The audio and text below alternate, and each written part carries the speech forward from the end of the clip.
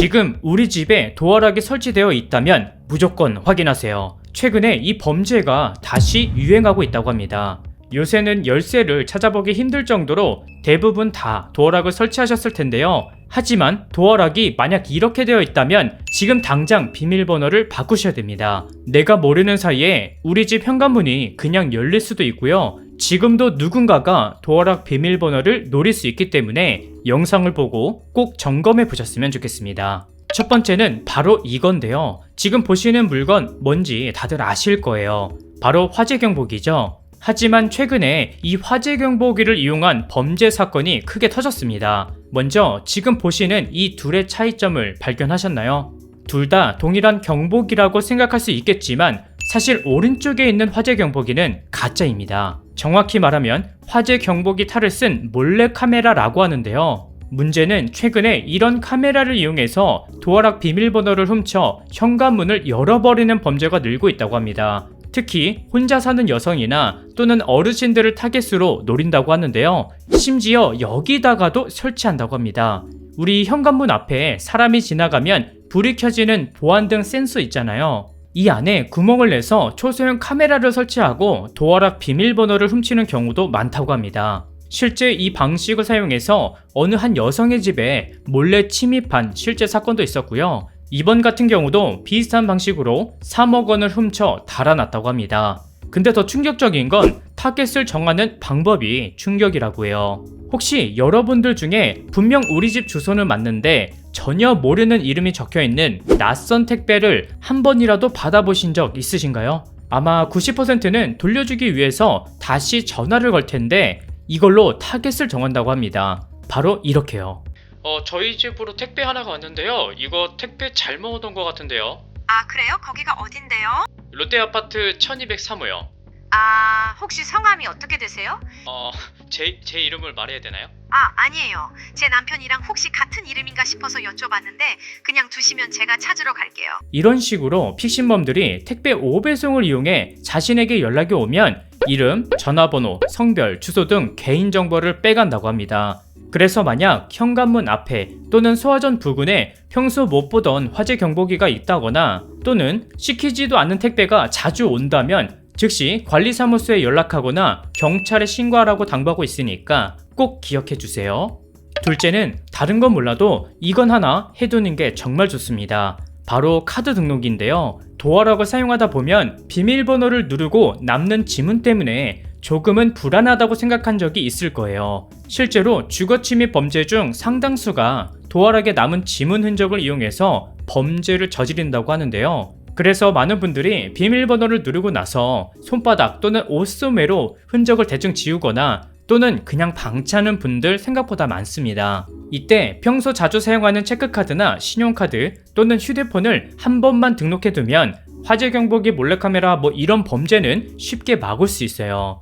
먼저 교통카드 기능이 있는 체크, 신용카드 또는 휴대폰에 NFC 기능이라고 이렇게 교통카드 기능이 요새는 다 있거든요. 이걸 활용해서 등록할 수 있습니다. 먼저 도어락에 이런 카드 표시가 되어 있어야 등록할 수 있고요. 그리고 도어락 뒷면 배터리 넣는 부분을 살펴보면 배터리 아래에 이런 모양으로 누를 수 있는 버튼이 하나 보일 거예요. 대부분 R이라고 적혀 있거나 이런 버튼으로 되어 있거든요. 그 다음 문을 열어놓고 아까 보여드렸던 버튼을 눌러주세요. 그러면 맨 처음에 삑 소리가 나고 그 다음에 카드를 대는 곳에 등록할 카드를 대면 이렇게 소리가 날 거예요. 마지막으로 맨 처음에 눌렀던 배터리 뒤쪽에 있는 버튼을 다시 누르면 등록은 완료됩니다. 만약 성공이 안 된 분들은 카드를 등록할 때 별표나 샵을 눌러야 하는 경우도 있어요. 저희 집은 카드를 대고 별표를 눌러야 등록이 되네요. 잘 참고하셔서 등록하시면 됩니다. 근데 주의할 점이 있어요. 혼자 사는 분들은 내 카드만 등록하면 되지만 가족과 함께 사는 분들은 카드를 등록할 때 최종 버튼을 누르기 전에 이용할 카드들을 차례대로 등록을 시키고 마지막에 버튼을 눌러야 돼요. 왜냐면 다음에 다시 새로운 카드를 등록시키려고 하면 기존에 등록했던 카드들은 전부 해제가 돼요. 그래서 카드나 휴대폰을 분실했을 때는 초기화 시키거나 다른 카드로 바꿔놔야 한다는 점을 꼭 기억해 주세요. 셋째는 지금 전세를 살고 있거나 또는 오피스텔에 거주한다면 무조건 바꾸세요. 바로 마스터 비밀번호인데요. 제가 이전부터 계속 말씀을 드렸지만 알고만 있고 실제로 바꾸는 분들이 적어서 지금 계속 범죄가 발생하고 있다고 합니다. 먼저 도어락에는 개인이 설정해둔 비밀번호 외에 마스터 비밀번호라는 게 있어요. 그래서 오피스텔이나 원룸 등의 건물주가 가스 누출이나 화재와 같은 비상사태에 세입자와 연락이 닿지 않을 경우를 대비해서 추가 비밀번호를 설정해 두는 건데요. 쉽게 말해서 마스터키와 같은 개념이라고 생각하시면 돼요. 근데 문제는 도어락을 새로 구입해서 그냥 사용하는 분들이나 또는 전월세 계약을 한 세입자가 마스터 비밀번호에 대해서 전혀 모르고 있다는 점이에요. 최근에도 이런 마스터 비밀번호가 악용돼서 범죄가 일어난 적이 있습니다. 만약 전에 살던 세입자가 마스터 비밀번호를 새로 심고 나갔는데 그 뒤에 들어온 세입자가 이 마스터 비밀번호를 변경하지 않으면 언제든 그전 세입자가 문을 열고 들어올 수 있다는 거죠. 지금 보시는 영상처럼 대부분 마스터 비밀번호가 1234, 9999, 0000 이렇게 기본으로 설정되어 있는데 기종에 따라 이 기능이 없는 경우도 있고요. 또 도어락마다 설정 및 변경하는 방법이 모두 다르기 때문에 최근 전월세로 계약하셔서 들어가셨거나 원룸이나 오피스텔에 거주하시는 분들은 반드시 중개인 또는 집주인에게 그 여부를 물어보셔야 하고요. 개인적으로 도어락을 구입하셨다면 사용 설명서를 한번 찾아보시고 마스터 비밀번호를 반드시 초기화하셔야 됩니다. 넷째는 아마 80%가 이 기능을 잘 모르실 거예요.